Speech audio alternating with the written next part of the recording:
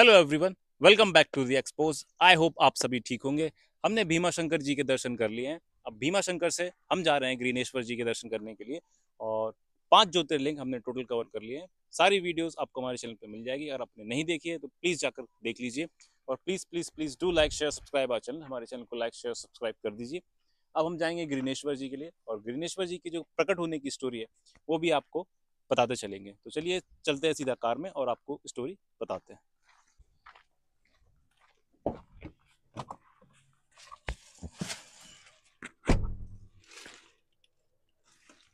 Guys, हम car के अंदर आ चुके हैं। चलेंगे सीधा गिरनेश्वर जी के लिए। भीमा शंकर के हमने दर्शन कंप्लीट कर लिया।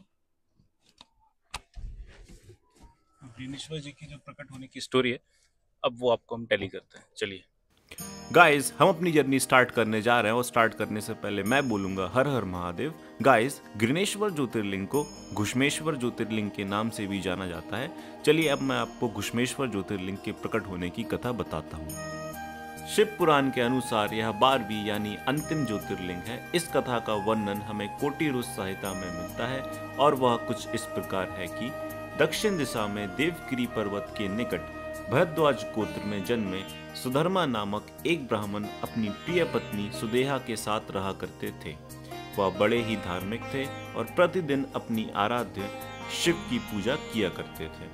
वैसे तो दोनों बड़े ही सुखी थे, परंतु उनकी कोई संतान नहीं थी, जिसके कारण उन्हें अपने पड़ोसियों के व्यंग सुनने पड़ते थे। इसलिए एक दिन दुखी होकर वह अपने पति से आकर बोली, हे नाथ, सृष्टि का यही नियम है कि जो भी वंश इस पृथ्वी पर चल रहा है उसे आगे बढ़ाने की दायित्व संतान के हाथ में होती है, और मैं तो संतान के सुख से ही वंचित हूँ। कृपया करके अपने वंश को नष्ट होने से बचाइए, अतः आप मेरी बहन गुष्मा से विवाह कर लीजिए। सुधर्मा ने इनकार करते हुए कहा कि इस विवाह से सबसे ज्यादा दुख तुम्ही को होगा, परंतु अपने हट से सुदेहा ने गुष्मा का विवाह सुधर्मा से करा दिया। गुष्मा अपनी बड़ी बहन के कहने पर प्रतिदिन 101 पार्थिव लिंग बनाकर विधि पूर्वक उनकी पूजा किया करती थी और फिर उसका विसर्जन निकट के तालाब में कर देती थी।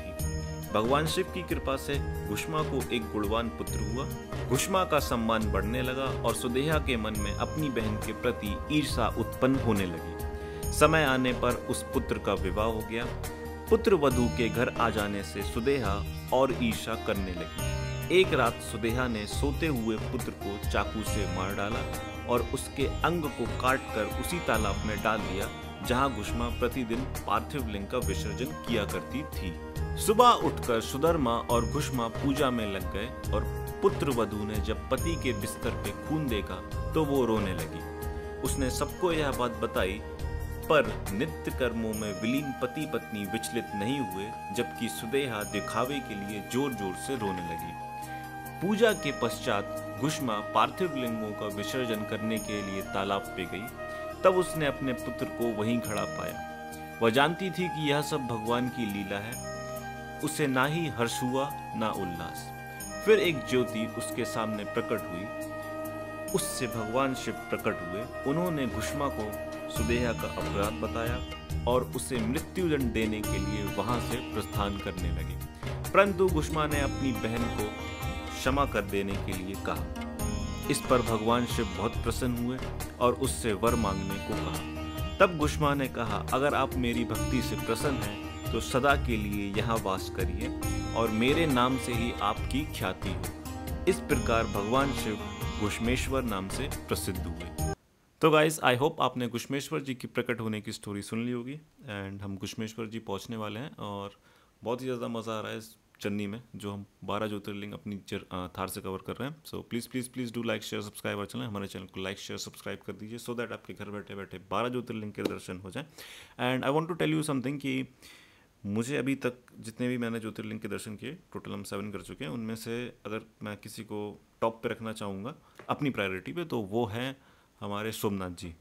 क्योंकि जो सोमनाथ जी में ग्लो है, जो सोमनाथ जी का जो नूर है वो अलग ही है। मतलब जब आप सोमनाथ जी जाएंगे ना, तब आपको उनको फील करेंगे कि ही मतलब that jyotirlinga is different from every other jyotirlinga. उसका पता एक रीज़न मैं ये कह सकता हूँ कि No phones and no cameras are allowed inside the temple premises and that is the very good thing. मुझे ऐसा लगता है कि ये सबसे अच्छी चीज़ है.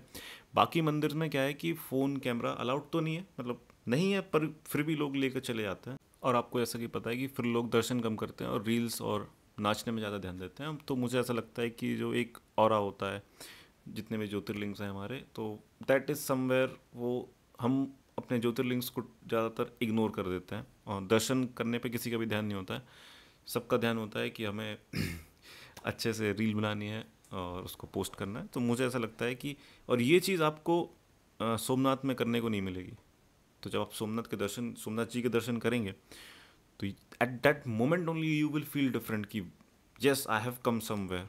चलिए बाकी बातें बाद में करेंगे. अब हम पहुंचने वाले हैं घुश्मेश्वर जी. घुश्मेश्वर जी जैसे ही आप पहुंचेंगे तो आपको ये गेट मिलेगा. ये रहा घुश्मेश्वर जी का गेट. और यहाँ से मंदिर अप्रॉक्स 1 किलोमीटर्स या फिर 2 किलोमीटर्स होगा, इससे ज़्यादा दूर नहीं है. तो इसके पहले आपको पार्किंग भी मिल जाएगी. तो हमने अपनी कार पार्किंग पे लगाई और हमने अपना प्रसाद लिया और हम निकल गए मंदिर के पास. तो चलिए आपसे सीधा मिलते हैं मंदिर पे. गाइस फाइनली हम आ चुके हैं ग्रीनेश्वर टेम्पल और हमने अपना प्रसाद ले लिया. अब प्रसाद लेकर हम जाएंगे मंदिर के अंदर और वहाँ के दर्शन अगर अंदर से वीडियो बन पाती है तो आपको दिखाएंगे. एंड आपने ग्रीनेश्वर जी की जो प्रकट होने की स्टोरी है, आई होप वो आपने सुन ली होगी. अब चलते हैं सीधा मंदिर और मंदिर में दर्शन करते हैं और अगर वीडियो बनेगी तो बिल्कुल आपको दिखाएंगे. चलिए. तो गाइस प्रसाद लेकर हम सीधा मंदिर के अंदर आ गए और फ़ोन अलाउड नहीं है, बट समहाउ हमने फ़ोन हम ले जा पाए थे अपना अंदर. तो ये आपको अंदर का शॉट दिख जाएगा. ये रहे ग्रीनेश्वर जी और काफ़ी अच्छे से दर्शन हुए ग्रीनेश्वर जी में. और यहाँ से दर्शन करने के बाद हम सीधा निकल आए बाहर. चलिए अब चलते हैं आपसे और मिलते हैं बाहर और वीडियो को करते हैं कंक्लूड.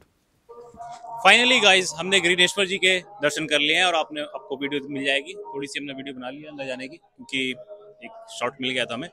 और आई होप आपको ये वीडियो अच्छी लगी होगी. Please please please do like share subscribe our channel. हमारे चैनल को लाइक शेयर सब्सक्राइब कर दीजिए और बेल दबा देना so that you people get notification on time. जय हिंद, जय भारत. अब हम जा रहे हैं इसके बाद सीधा इंदौर. इंदौर में हम करेंगे ओमकारेश्वर जी के दर्शन. तो मिलते हैं आपसे नेक्स्ट वीडियो में. Thank you.